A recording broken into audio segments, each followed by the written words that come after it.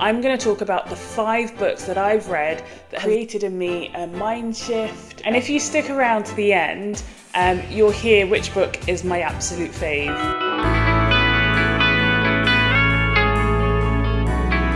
I've read so many books over the last year and a half that have really helped me shift my life, shift my mindset, start helping me to move my life in the direction in which I want it to go.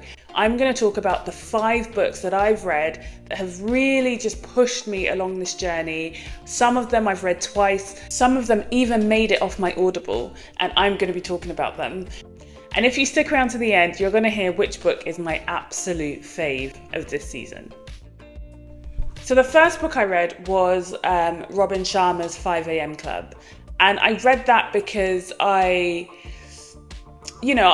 always felt that if I had a routine that my life would feel better. Heard about the book and was like, yeah, why not give it a go? And I actually really enjoyed it. I really enjoyed the fact that it goes on about a routine. It prescribes a routine for you as well. Like if you wake up early and you get this done in the first hour of the day, it's going to change how the rest of your day feels. You'll feel like you've got more ownership of the day. And that's definitely what the book preaches. On top of that, it also kind of helped me understand how important a routine would be for my life, because obviously I've got the 2 kids, I do work a busy job, and getting that sliver of productive time in the morning will help me feel better. So I read it last summer.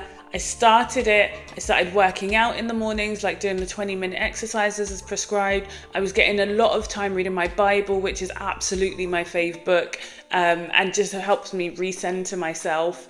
And then I was able to really focus and plan what I wanted to do for the day, for the week, for the month, and it really helped give me clarity in what I wanted in the future. So that was definitely the first book, because not only did I read the book, I also took action. As you'll also know, that action didn't last for very long, and I've really struggled to incorporate the waking up at 5 o'clock with doing night shifts and doing really long days and not knowing where I get my rest in. So although I've done it on and off since last summer, it is something that I still really do, because when I do the 5 a.m. wake up, I feel so organized, I feel so zen, I feel so peaceful, and I feel rested. So that's the first book that started me on this journey. The second book, so I had listened to the 5 a.m. Club and I was looking for something else that was along the same path, that was really about life-changing and motivating. And I must say, I'm not someone that's listened to a lot of sort of self-help books before. I remember having a short stint back in 2018, 17, where I'd listened to a few books, but then I just listened to them. No real life-changing actions came from them. And I don't think it was the fault of the books. I think it was just the season I was in. And I feel very strongly that you can listen to the same word in a different season and it just hits differently. And I think I'm just at the moment primed for those words that I'd heard probably before and never acted on. So I came across a woman who I think she's got an online business of sorts, and she had created a TikTok about the 3 books that she has loved the most, and where they've taken her in her journey. And the thing about the 5 a.m. Club, which I think is really important, is that it talks about taking the time to learn, and how you should curate what you listen to in the morning. So after you've done your 20 minutes of exercise, your 20 minutes of meditating and planning from the day, then it's 20 minutes of listening to a podcast, reading a new book. So that's the bit that I was like, okay, Remy, that's something you can genuinely take. And listening to productive things and encouraging things is going to help you move forward in the direction you want to go. And this TikToker, who I don't even know the name of, had said the 3 books that had changed her life, and the 5 a.m. Club was one of them, and the other one was the Success Principles. I was like, oh, okay, this looks okay, I'll just go get it on Audible. And by goodness, it was like 7-8 books in one. I had listened to it, tried to get my husband to listen to it, and I recommended it to my sisters endlessly, don't know if they read it or not. And then I was like, you know what, this book is so good, I'm just going to get the book itself, and then I got the workbook. So I got the workbook for it, and then I've also got the book itself. So you can see it's a bit of a chunky book. And I've listened to this book twice now on Audible. And the thing that caught me initially was like, there's a chapter in You Alone Are Responsible for Your Life. And that for me, once I heard that, it was like, whoa, like that is so true. Like you'll see someone be successful and then you'll say, they're probably successful because their parents gave them money, or because they go to this university, or they've had this helping hand, or they do this job. And you always have all these excuses for why you're not living the life that you want to live. And this book really, really helped me just own my own BS. Like, you alone are responsible for your life. And unless you take responsibility for the things that you are doing, no one's coming to save you, basically. And once I heard that in this book, I was like, woo. And I just carried on listening. And one of the other things that was really, for me, key in the book was like manifesting. Like I'd heard about it, but this book again helped me break it down and helped me just make it practical. So the importance of just like being clear on what you want, like doing the heart work to figure out what it is that you want out of life and how can you get there.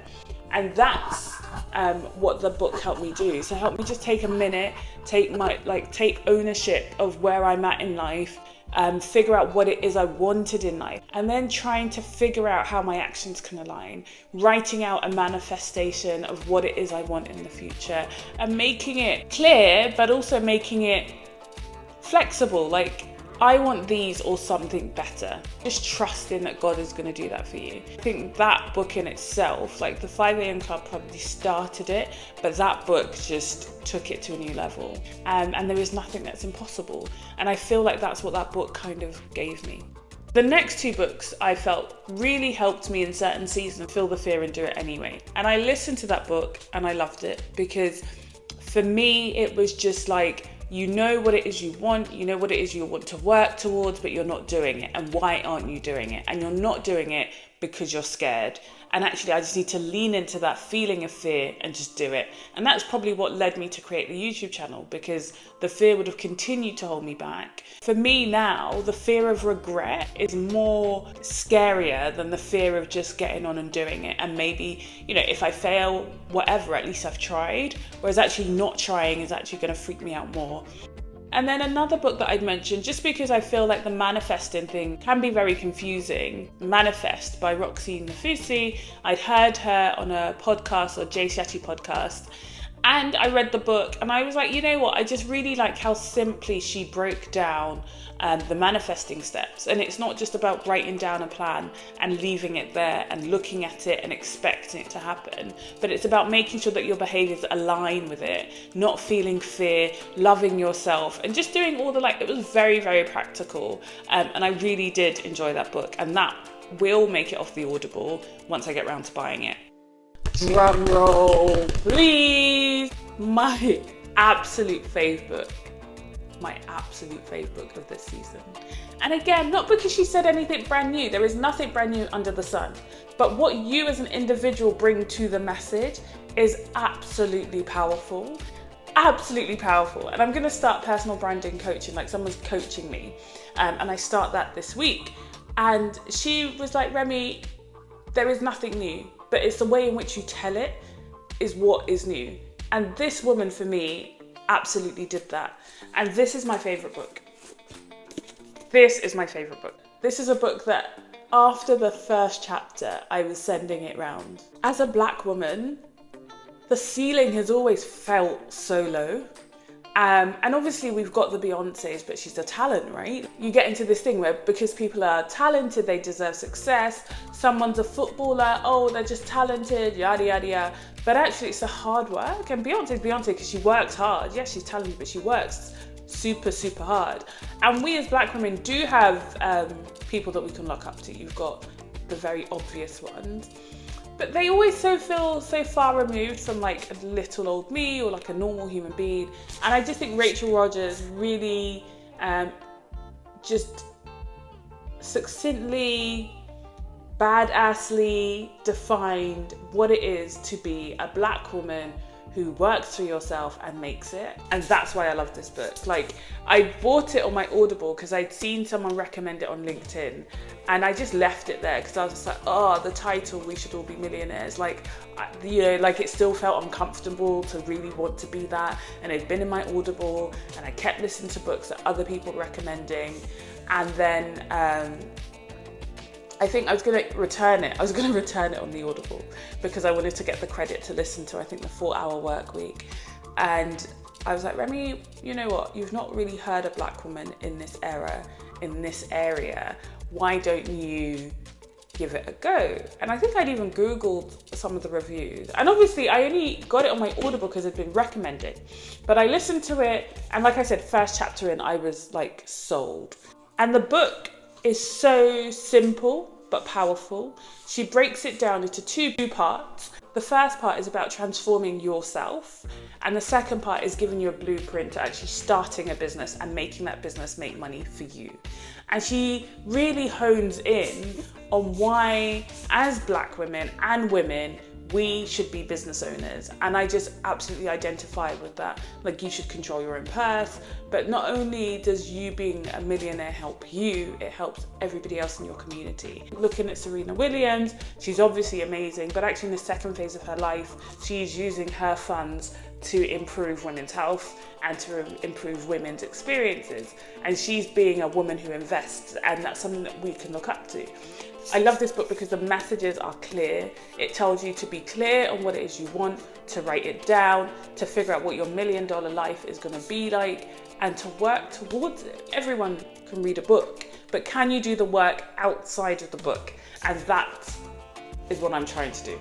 Those are my books, and my favourite is obviously We Should All Be Millionaires by Rachel Rodgers. I implore every woman to read it. I think it's amazing. She's got a website, she's got a coaching business, and I would love to be able to afford to attend her coaching sessions or events or whatever in the future. But with the books, as much as they are life-changing, mind-shifting, giving me the right kick up the arse, they are all useless if I don't do the work.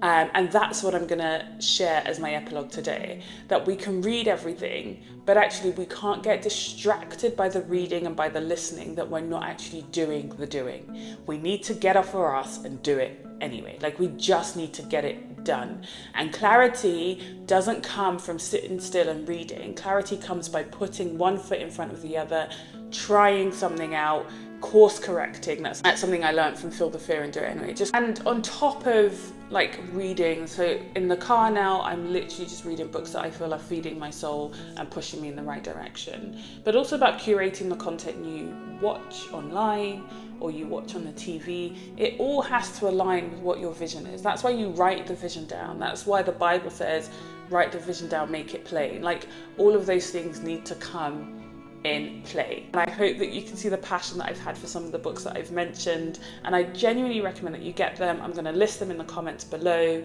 and yeah, put in the comments for me which books you think I need to read next, because that's what I want. I want you to tell me which books I need to read in order to carry on moving my life in the right direction. Peace.